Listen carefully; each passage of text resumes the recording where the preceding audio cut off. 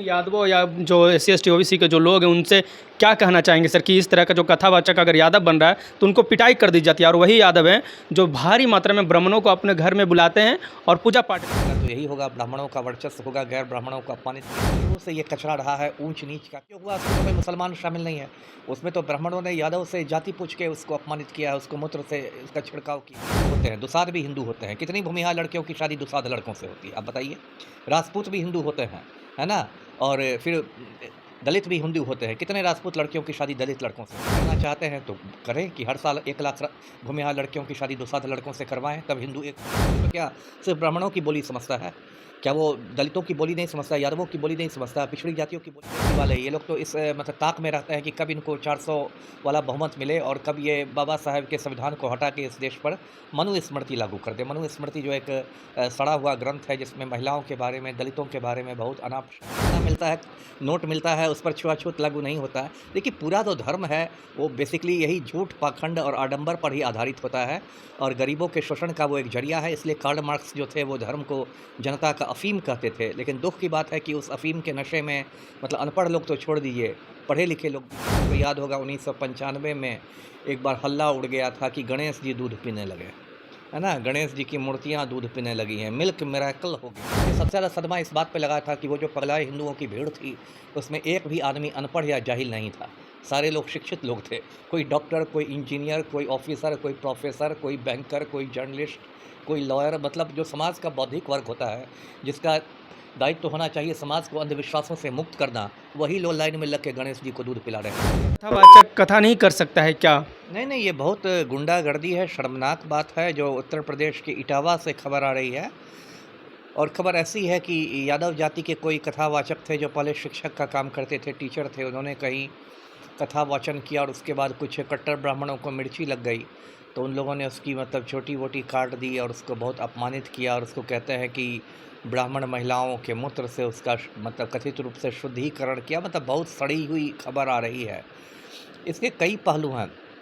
एक पहलू तो ये है कि ये एक हिंदू राष्ट्र का ट्रेलर है। इस देश में कुछ कट्टर हिंदू हैं, वो हिंदू राष्ट्र की बात करते हैं।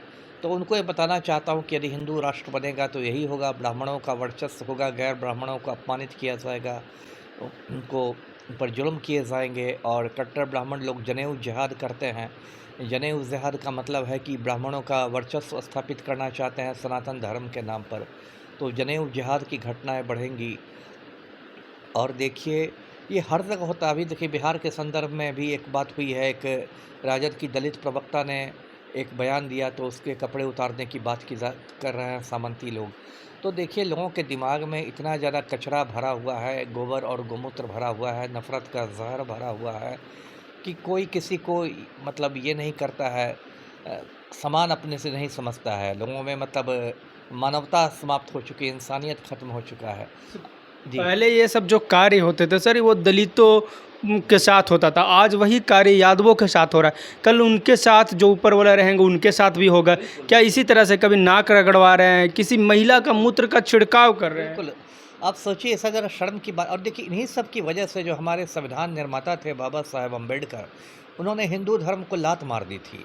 और अम्बेडकर ने कहा था कि मैं हिंदू होकर पैदा हुआ क्योंकि जन्म मेरे बस की बात नहीं थी, लेकिन हिंदू धर्म में मेरी मौत नहीं होगी। और उन्होंने अपने हज़ारों अनुयायियों के साथ बौद्ध धर्म की दीक्षा ले ली थी नागपुर जाकर।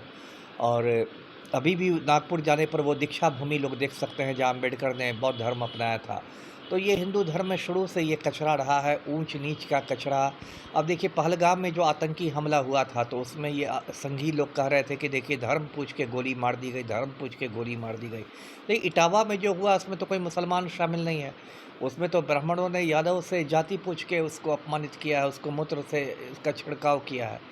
तो हिंदू धर्म में जो इतना कचरा इकट्ठा हो गया है, और इसलिए ये जो लोग जो हैं आरएसएस बीजेपी वाले, ये लोग तो इस मतलब ताक में रहते हैं कि कब इनको 400 वाला बहुमत मिले और कब ये बाबा साहेब के संविधान को हटा के इस देश पर मनुस्मृति लागू कर दे। मनुस्मृति जो एक सड़ा हुआ ग्रंथ है जिसमें महिलाओं के बारे में, दलितों के बारे में बहुत अनाप शनाप बोला गया है।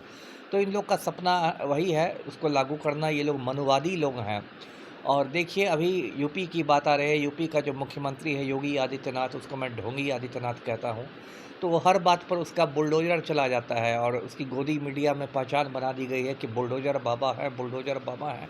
तो इस समय आदित्यनाथ का बुलडोज़र कहाँ है? उसका तेल ख़त्म हो गया है क्या? इसमें भी इटावा के मामले में भी तो दंडित करें। यादव लोग तो कह रहे हैं सर कि पेट्रोल का हम जो तेल है जेसीबी का हम दे देंगे। बिल्कुल। मतलब ये ना पूछना है, जो ढोंगी आदित्यनाथ का बुलडोज़र है वो बेगुनाह मुसलमानों के घर पर चल जाता है, बेगुनाह दलितों के घर पर चल जाता है, और अभी जब ये मामला हुआ है तब बुलडोज़र कुछ नहीं कर रहा है।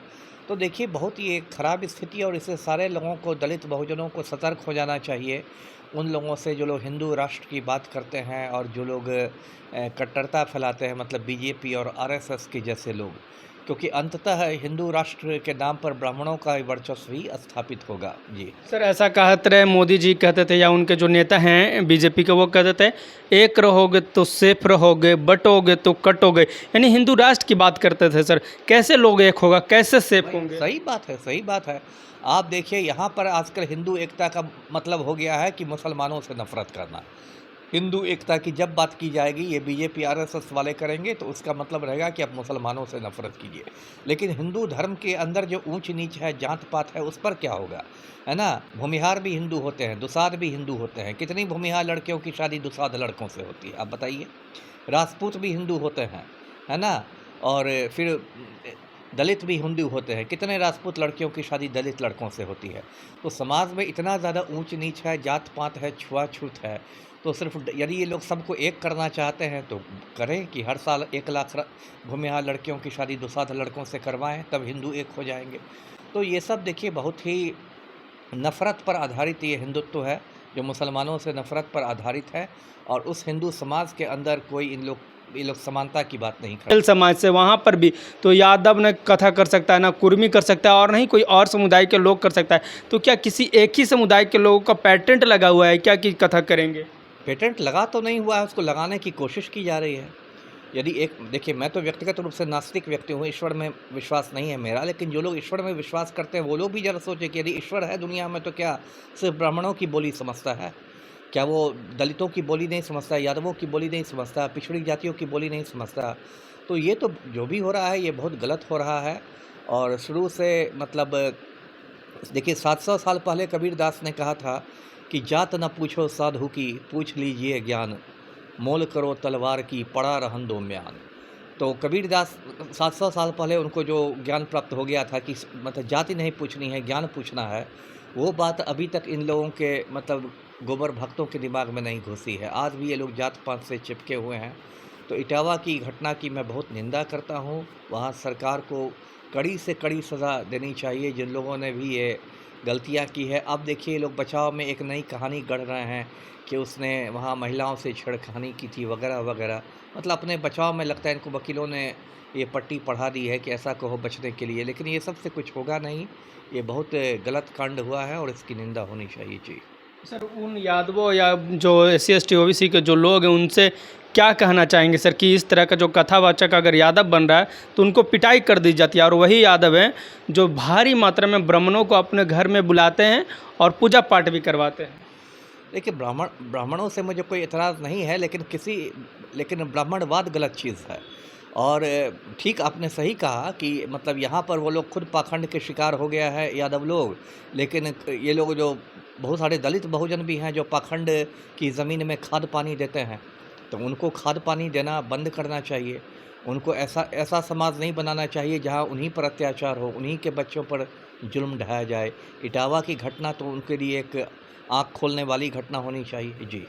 सर इन लोग दान लेते हैं जब हमारे के यहाँ पूजा करने आते हैं या किसी के यहाँ पूजा जब करने आते हैं, तो वह जो दान लेते हैं पैसा वो छुआछूत का शिकार नहीं होता, बट किसी और के यहाँ इस तरह से करते हैं। अगर दलित कोई कथावाचक बन जाता है तो उसकी पिटाई कर दी जाती है। यही तो पाखंड है कि दलित के हाथ से 2 दक्षिणा मिलता है, नोट मिलता है, उस पर छुआछूत लागू नहीं होता है।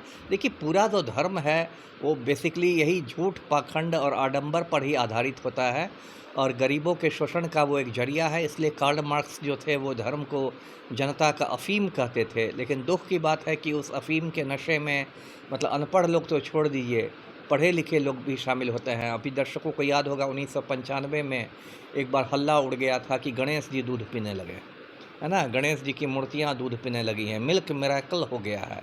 और उस समय मैंने देखा था कि हिंदू मंदिरों के आगे लंबी लंबी लाइनें लग गई थी पगलाए हिंदुओं की।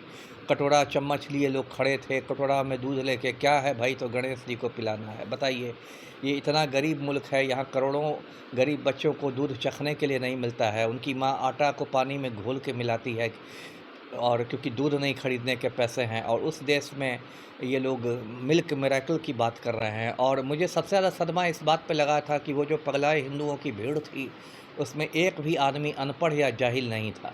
सारे लोग शिक्षित लोग थे।